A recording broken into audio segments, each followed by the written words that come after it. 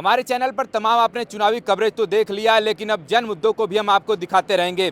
फिलहाल इसमें हम लोग मिर्जापुर जिले के अरेवरा क्षेत्र में थे, जहां पर कि पीछे एक टोल प्लाजा बना हुआ है जो कि अरेवरा टोल प्लाजा है और ये स्टेट हाईवे 5 है। और ये टोटल स्टेट हाईवे 5 की दूरी लगभग 113 किलोमीटर, जिसमें से यहाँ पर 4 टोल प्लाजा यहाँ पर लगा हुआ है। लेकिन पहले जीपीआर में 3 टोल प्लाजा था, जो कि चौथा ये अरेवरा का जो टोल प्लाजा है कहीं ना कहीं अस्थायी तौर पर इसको बनाया गया था और अवैध वसूली की बातें लोग यहाँ पर करते हैं। तमाम धरना प्रदर्शन भी यहाँ पर हुए थे और तमाम पत्र भी लोगों ने लिखा जनप्रतिनिधियों ने ऊपर तक, लेकिन इसके बारे में कुछ हुआ नहीं। अभी तक लगातार ये चला और इस रोड की हालत ये है कि आप जहाँ पर भी कहीं ना कहीं इस तरह के आपको रोड दिखाई देंगे, जैसे आपको लगेगा ही नहीं कि ये टोल प्लाजा का रोड है। लेकिन फिलहाल हम लोग इधर से ही गुजर रहे थे तो यहाँ पर हमें 2 गौरक्षक देखने को मिले, जो कहीं ना कहीं गले में 2 जो गायें यहाँ पर रोड पे टहलती रहती हैं, बेजुबान पशु हैं, उनके गले में पट्टे बांधने का काम कर रहे थे। वो ऐसा पट्टा नहीं, वो भी रेडियम का पट्टा, कुछ इस तरीके का पट्टा जो कि रात के समय अगर ये तमाम जो ट्रक हैं या फिर कोई भी वाहन आते जाते जब उनकी रोशनी इस रेडियम के पट्टे पर पड़ेगी तो चमक उठेगा, जिससे ये पता चल जाएगा कि कोई ना कोई वहाँ पर है या फिर कोई पशु है या फिर कोई भी चीज़ हो सकता है। लेकिन इस रेडियम के पट्टे से ये जानकारी मिल जाएगी। फिलहाल ये 2 साथी हमारे साथ जुड़े हुए हैं और इन्हीं से आइए बात करने का प्रयास करते हैं कि आखिरकार आपको ये रेडियम पट्टे का बांधने का कहाँ से आपके दिमाग में ये आया और साथ ही साथ इसका इंस्पिरेशन आपको कहाँ से मिला। नाम क्या हुआ आपका? मेरा नाम नागेंद्र मौर्य है, मेरे साथ चंदन जी भी हैं। और इसका इंस्पिरेशन आपको कहाँ से मिला, कहाँ से प्रेरणा मिली कि आपको इस तरह के पट्टे जो है तमाम जो गाय रोड पर घूम रहे हैं या फिर जो भी पशु यहाँ पर रोड पर टहले इनको गले में आप लोग ये बांध रहे हैं, तो इसका आपको कहाँ से प्रेरणा मिला?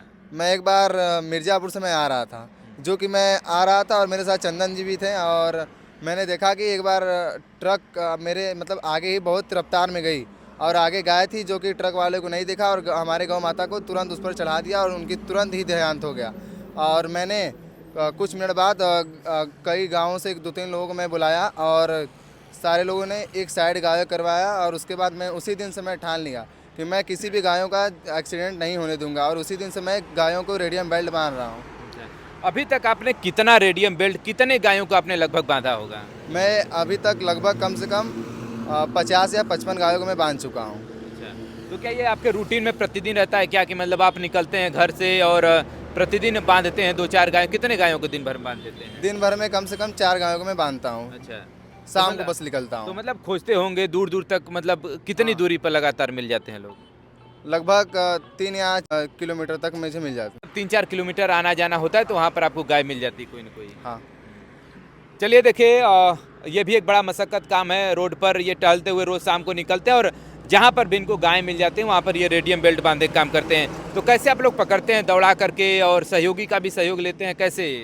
और मैं सिर्फ बांधता हूँ और मेरे साथ चंदन जी गायों को पकड़वाने में सहयोग करवाते हैं। अच्छा, और हम 2 ही लोग हैं बस। अच्छा, अभी मतलब 2 लोग हैं आप। हाँ। तो क्या मतलब आगामी भविष्य में और भी साथ में लोगों को जोड़ने का प्रयास है क्या?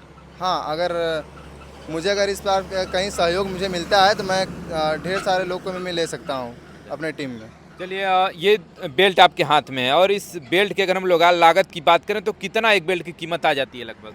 लगभग ये बड़े वाले का 55 रुपये आ जाता है लगभग, और लगभग इसका ये छोटे वाले गायों का 40 रुपये आता है लगभग। मतलब जो छोटी गाय हैं उनका गर्दन छोटा होता है तो उनको छोटा बेल्ट बांधेंगे आप, और बड़ी गाय हैं तो बड़ा है तो उनके लिए बड़ी बेल्ट आप जो है कि उनके गर्दन में लगाएंगे।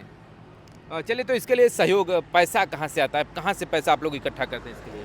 मैं तो मेरे पिताजी जो कि किसान हैं और मुझे जब पिताजी मतलब जब भी मार्केट से आते हैं सब्जी उब्जी बेचकर, तो मुझे 10 रुपये 50 रुपये देते हो तो मैं उसको इकट्ठा करता हूँ और मैं सारा पैसा मैं इस समय इसी में मैं लगाता हूँ। देखिए, बेल्ट भी है आपके पास, और क्या ये पट्टा और ये रेडियम का बेल्ट क्या मतलब अलग खरीदते हैं, फिर इसको तैयार कैसे करवाते हैं इसको? मैं रेडियम को अलग खरीदता हूँ और ये पट्टा को भी मैं सारा चीज़ अलग अलग खरीद कर मैं अपने माता जी को देता हूँ, जो कि मेरी माँ सिलती हैं। अच्छा। और सिल कर मुझे देती हैं। मतलब साथ ही इनके साथ ही साथ परिवार वालों का भी सहयोग है, जैसे कि इनके पिताजी कुछ पैसे देते हैं, उस जेब खर्च को बचा करके इस पट्टे को बनवाते हैं। वहीं माताजी इसको सिलाई का भी काम करती हैं, और जिससे कि कहीं बाहर दर्जी में सिलवाएंगे तो वो पैसा लेंगे, लेकिन कहीं ना कहीं अपनी माताजी से ही सिलवा ले रहे हैं तो अच्छी बात है, उनका भी सहयोग हो जा रहा है। तो अभी आप ये तो काम कर ही रहे हैं, लेकिन क्या आप किसी सामाजिक संगठन के पास गए या फिर गौरक्षक लोगों के पास आप गए कि मतलब थोड़ा सा हमको भी सहयोग चाहिए इस तरीके का, और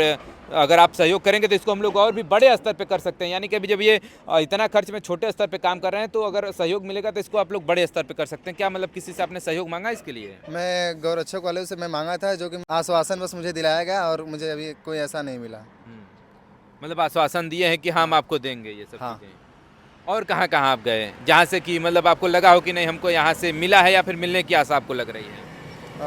मैं तो अभी अपने स्कूल से गया था, जो कि मेरे स्कूल सर भी मुझे दिए हैं। अच्छा। वो तो दे दिए हैं। अच्छा, मतलब सर ने कहा कि आप काम करिए और हम आपका सहयोग लगातार हाँ, करते वो भी रहेंगे। किए हैं सहयोग। अच्छा, चलिए, इससे कहीं ना कहीं लोगों को प्रेरणा लेनी चाहिए, और जो तमाम गौरक्षक दल के लोग हैं, या फिर जो भी सामाजिक संगठन चलाते हैं, या फिर जो गाय को बचाने की बात करते हैं, गाय को गौ माता राष्ट्र माता बनाने की बात करते हैं, उनके कहीं न कहीं मुंह पे एक तमाचा का काम है, जो कि एक छोटे छोटे बच्चे। आप लोग पढ़ाई मतलब क्या किए हैं, या फिर करते अभी क्या पढ़ाई करते हैं अभी तक? मैं अभी 10th में हूँ, और मेरे साथ चंदन जी भी, वो भी अभी 10th में ही करते हैं अच्छा, पढ़ाई। मतलब ही आप लोग 10वीं पढ़ते हैं और हाँ, आप लोगों बोर्ड के का मन में आ गया कि गाय को बचाना चाहिए। हाँ सर।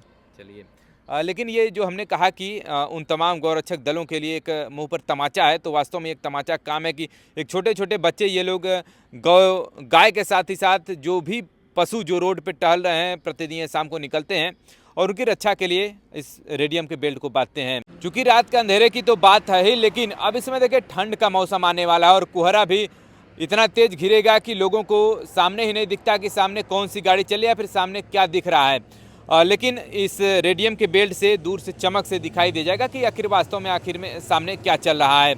और फिलहाल अब बात आती है कि जो इनके पास है वो तो ये लगा ही रहे हैं, और तमाम संगठन के पास जा रहे हैं तो केवल आश्वासन ही मिल रहा है। लेकिन हमने सोचा कि थोड़ा सा अपने भी माध्यम से आप लोगों से एक अपील किया जाए कि एक QR कोड आपको सामने दिख पा रहा होगा, जो कि नरेंद्र जी का है, और उस पर आप पेमेंट भी कर सकते हैं, और एक नंबर भी दे दिया जाएगा जिस पर आप इनसे बात भी कर सकते हैं कि क्या वास्तव में आप ये काम कर रहे हैं, या फिर वास्तव में आप ही का QR कोड है या फिर नहीं।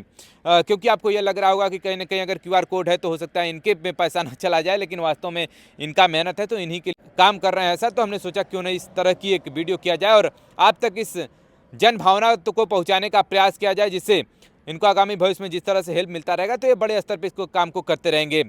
चलिए, इस वीडियो को अगर आप जहाँ से भी देख रहे हैं और मिर्ज़ापुर से देख रहे हैं तो कमेंट करके जरूर बताइएगा कि आप मिर्ज़ापुर ज़िले से या फिर जिस भी ज़िले से आप देख रहे हैं तो अपने ज़िले का नाम जरूर लिखिएगा।